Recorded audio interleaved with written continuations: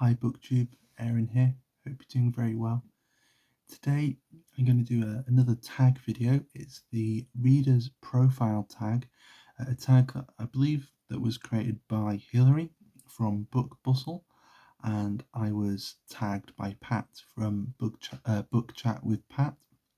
And um, I I don't have the history of the tag all kind of straight in my head. I believe it was um, maybe created by a channel that's sort of gone quiet now, so whether that was Hillary, but then it was sort of revived, and so I don't have it completely straight in my head, so apologies if I've misremembered.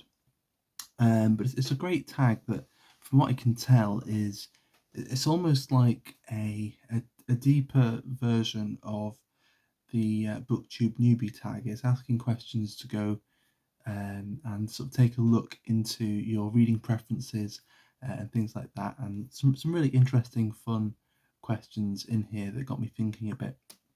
So we'll jump right in. The first one is quite a difficult one.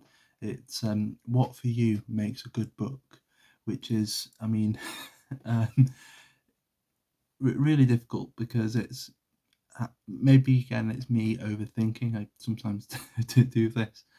Is it asking what for you makes a book you enjoy, or is the question a little more, maybe slightly more objective, and it's sort of what are the elements of a good book that you kind of recognize, or I don't know, maybe I'm overthinking it, but um, anyway, I don't think there's a simple answer to this. There certainly isn't for me. There isn't, when it comes to other art forms, there isn't one kind of painting that I like that makes a good painting. I enjoy, Hieronymus Bosch and, Vincent van Gogh and Wassily Kandinsky. I, enjoy the music of Neil Young and trying to think of another, is someone to kind of sort of contrast against Neil Young. But I enjoy music that's stripped down, and I enjoy music that's a little more um, produced, or there's more of an arrangement to it. I enjoy music that's thought and considered, and I also enjoy music with a kind of punky, direct edge to it. And so, there's not any one kind of art that I enjoy, but I can, sort of recognize when I enjoy it and when I think it's good. And the same goes for books. There are many different kinds of books that I enjoy, different kinds of non-fiction, different approaches to fiction, some that are more maximalist, some more minimalist, some relatively straightforward and traditional, but doing that really, really well. Just the writing being good, being evocative, the characters seeming real and well, I don't like the word relatable, but I hope you get what I mean. But I also enjoy surrealism and sort of crazy stuff as well. And then I enjoy all kinds of different poetry, and so you could go into all kinds of directions. But the one thing I would say, and it's the thing that when doing things like the BookTube prize, when I'm trying to work out which books I think deserve to go in which position, when I'm sort of judging them and putting them, sort of ranking them in that kind of way, I try to get hold of what kind of book this book is trying to be, trying to work out what it's trying to do, and then evaluate how well it's doing it. Not with a sort of checklist, but just sort of generally. And so that's sort of how I chalk up what I think makes a good book, is a book that sort of recognizes where it's going and what it needs to do, and then it goes there and just sort of pushes really hard in that direction. Number two is what are you currently reading? I'm currently making my way through 3 books. I might try and throw another one in there soon. My ideal generally is to have one fiction, one non-fiction, and one work of poetry. The fiction I'm reading at the moment is Boyhood Island by Karl Uwe Knausgaard. This is the third in his My Struggle series. I'm just a little over halfway through that. And then I think over some months, really, I've been making my way through the complete poems of Emily Dickinson. And every now and then I put this on pause, or I pick up another book of poetry just to get a bit of contrast, because it's a lot of, it's a large dose of Emily Dickinson all in one go. And then I'm also reading On the Nature of the Universe by Lucretius. This is a long epic poem in 6 books, in 6 long sections. Um, but it's really a kind of treatise, a kind of summing up of Epicurean philosophy. And so I'm reading it more for the ideas than the poetry, at least in this translation. The poetry isn't really coming across all that well for me. However, there are certain images, certain moments that I'm quite enjoying, and the work itself is quite interesting. So those a little while ago, I was wondering whether I should pick it up again or sort of put it on pause and try something else. But after a while, I decided to keep going with it. And then number 3 is, what is the last book that you didn't finish? I don't often, sort of DNF a book. I don't often put a book down without any plan, any desire to pick it up again. So the last time I can remember doing this, and it was quite some time ago, about scary to think of it, but nearly 5 years ago now, I think, was The Blood of the Martyrs by Naomi Mitchison. I don't have the copy anymore. It's a kind of historical fiction about Rome in the time of Nero, and it's comparing Christians in that period with communists, I think. So it was written in the lead up to World War II, and so I think Mitchison was trying to mask or to sort of mirror what was going on, the clashes between the far right and the far left, in the Roman Empire and Christianity, and it just felt a bit crude to me the way it was done. It was just a bit too obvious, I suppose, and so it was beginning to annoy me a little bit. So I just put it down and have never picked it up, and now I don't own it anymore. Number 4 is, what obscure book do you wish more people read? Questions like this, it's the kind of question that when I think too hard about it, it makes me feel like a bit of an idiot, or it makes me afraid of being a bit of an idiot, because I almost feel like whatever book I'm going to pick, somewhere it's going to be really famous. It could be a work of translation, and to me, in my country, in my language, it doesn't seem like that many people know it. But it could be like a very celebrated, well-known book in its own, sort of native language and country and culture. And so, I don't want to just pick up a book saying it's obscure, and it's like, yeah, it's this old book, Jane Eyre, or something like that. So I've gone for a book where, at least I think for some, the author might be quite familiar, but I don't think it's his most famous book, and it's sort of overshadowed by one of his other books. So I'll sort of twist the prompt in that direction. And it's The History of Danish Dreams by Peter Hoeg. I think I've mentioned this book a few times before, but maybe not for some time. It's a really weird, surreal book about quite a random cast of characters. I think mainly in sort of, if I remember correctly, sort of Victorian era Denmark. And it's just really surreal and really odd. And I really enjoyed it. It's just one I'd really like to reread. And the other book by this author, it's say on the front, so it's the author of Miss Miller's Feeling for Snow, or I think there are 2 titles for it in English. There's Miss Miller's Feeling for Snow, and I think Miller's Sense of Snow as well. And I think that was made into a film as well. And so that book is sort of overshadowing this book a bit. I haven't read Miss Miller's Feeling for Snow, so I'll read that and reread this and work out which is the more worthy book. But I certainly wish at least more people would talk about the history of Danish dreams. Then next up, we've got the longest book you've ever read. For me, that's In Search of Lost Time, or Remembrance of Things Past, as it's titled here, by Marcel Proust. This book I'm holding up, this has the first 2 volumes of that book in it. So for the whole thing, there's another 2 books this size, so it's about that big, and it's 3,000-4,000 pages, and I really loved it. By the time I got to the end, I realised that I prefer the sort of more recent translated title, In Search of Lost Time. I think, for one, it's a more direct translation of the French, but also it's you sort of realise that title is very important once you get towards the end of the book.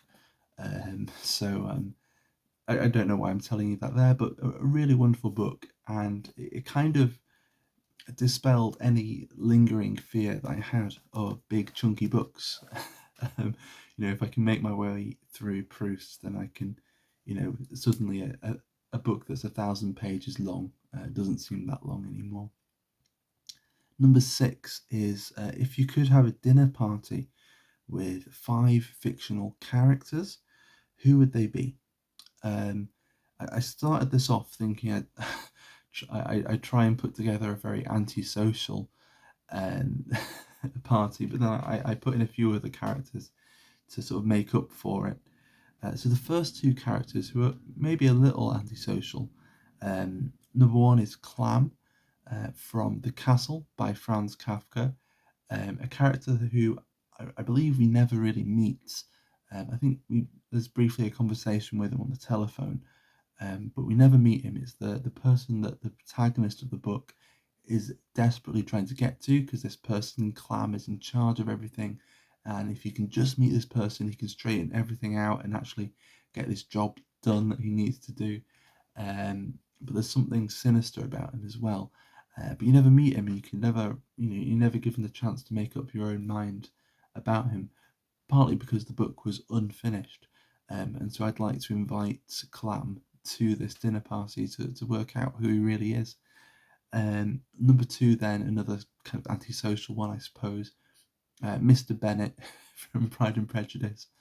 And he'd probably do his best, and would probably have quite a few funny and rather sardonic things to say during the party.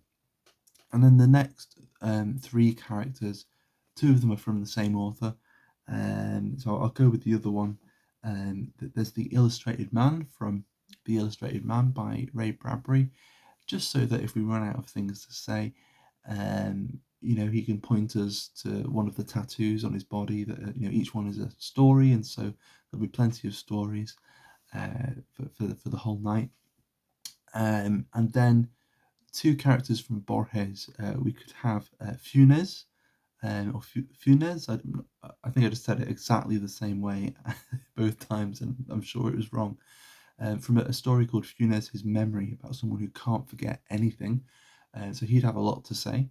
And at least, then then you wouldn't be feeling like the dinner party was forgettable. And then the other character is Borges, the character from the story Borges and I, which is just a strange loophole that I put in there to get Borges at the party. So it's a weird story where by the end of it, Borges isn't sure which one is writing the story, whether it's himself, the writer, or Borges that he's writing about. That'll be a fun character to have there as well. Moving on then, just double checking I'm not skipping one. Yeah, so number 7, 5 books you'd want if you were on a desert island. I'm very much thinking this would be, if you're stuck. Oh, did I? Oh, I just realised I picked up one of the wrong books. But I'm going to go with I'm going to go with what I have. I'm very much thinking that I'm going to be stuck here for some time, and so I've got books to reflect that. And actually, as much as it pains me that I've left one of the books out, and put another one in its place, I think I'd still be very happy with it. So starting off then with the Norton Anthology of Poetry. So I love poetry, and sometimes life is very fast, and sometimes I just wish everything could slow down, and I could just spend more time reading poems really slowly with no obligations or anything. And so it'd be great, just to have my Norton sitting under a coconut tree. Um, but there are things missing from the Norton. It's only so big. One of the glaring omissions for me, as I was talking about 5 poets that I love recently in a video. One of those poets who isn't in the Norton is W.S. Graham, an amazing Scottish poet. And then, that's just poetry in English, really, in the Norton. So one of my favourite poets, if not my favourite poet, wrote in German, and that's Rainer Maria Rilke. So I've got the poetry of Rilke here. So that's 3 books of poetry. That'll see me through pretty well. And then for some fiction, I was sort of thinking on a desert island, I want a bit of escapism. I don't really need that much non-fiction. And so I'd get the collected stories of Borges, with just an amazing sort of infinity of all kinds of different worlds there, and also The Magic Mountain by Thomas Mann, which is just a great book to read slowly, and I can read it as slowly as I want on my desert island. So they're the 5 books I'd take along with me. Number 8 is one book you could not put down. I'm going with a book that I had to put down, but I wouldn't have put it down if I had the choice. And there are quite a few like this, but this is the book where, looking back, this is sort of the time it happened to me most recently, where I was reading the book, and it was just, it's sort of there, that feeling's kind of there in the background all the time when I'm reading anyway, but it was very much present when I was reading this book, in a way that hasn't been present with a lot of my reading this year. I'm not sure if that made sense. I'm not wishing to sort of diminish or degrade the other books I read, but this is one that really stands out, and it's The Stronghold by Dino Buzzati, which is just a really strange and odd little book about a guy going to a fortress in the mountains, not really wanting to be there, and then it becoming the kind of sole focus and obsession of his life. And that's very much the pattern of almost everyone else who's turned up there as well. And there's just this system that's sort of worked up of keeping people there because you've been kept there. Really interesting little book. Really enjoyed it, and it was just really engrossing as I was reading it. And then number 9, 5 books or authors you'll never read. And I think I've only got 4. I didn't want to overthink this because I don't want to put too many restrictions on my reading, but if I'm honest with myself, these are 4 authors that I'm not really too interested in, and I kind of feel like they already have enough readers anyway. They don't need me as well. So number 1, Stephen King. Number 2 would be Sally Rooney. I decided not to read Sally Rooney, I think, before I even noticed booktube. So before I was making videos, before I was watching videos like this, I can remember standing in a shop, and maybe it was Normal People that had just come out, something like that, and just sort of seeing how appealing the cover of the book was, and it was like a strange sort of reversal of judging the book by its cover, where, because the cover was so attractive and I thought it looked really cool, I decided not to buy it and not to read this author. And then just the more I sort of found out about the books, and the more I've decided it's probably not the kind of writing I'd enjoy. And then the next 2, there's Rupi Kaur, if I'm saying that correctly, an Instagram poet who, a lot of people read her. It's got a lot of people into reading poetry. I picked up I think her first book, Milk and Honey, and it just didn't connect with me at all. And so I know it's an author that I'm not really going to be looking out for again in the future. And then Cormac McCarthy as well, who I've been sort of wondering whether I wanted to read for quite some time. He's one of those authors where I'd go into a bookshop, I'd go to the C section, or the M section for McCarthy, see what Cormac McCarthy they have. I'd read the back of quite a few of the books, but I'd never buy them. And eventually, I picked up The Road um, from a charity shop, and it was just on the shelf for years.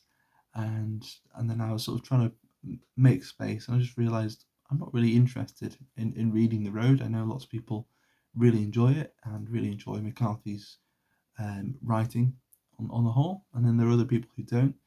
And I have no opinion. I've never read him, but I'm really not that interested at the moment in reading him at all. So I can't really see myself reading any Cormac McCarthy, at least in the near future. And there are quite a few other writers where maybe I've read one or two books from them, and I've liked them. I've had nothing against them. But if I was to see another one of their books in a bookshop, I'd think about the book I'd read by them, and that book wouldn't be enough to get me to read another one of their books. As much as their works might be praised by other people, I just have that doubt in my head. So there are maybe a few other books, a few other authors I could have included in here, but as I said, I don't want to limit myself too much. And then number 10 is, if you were to write a book, what would it be about?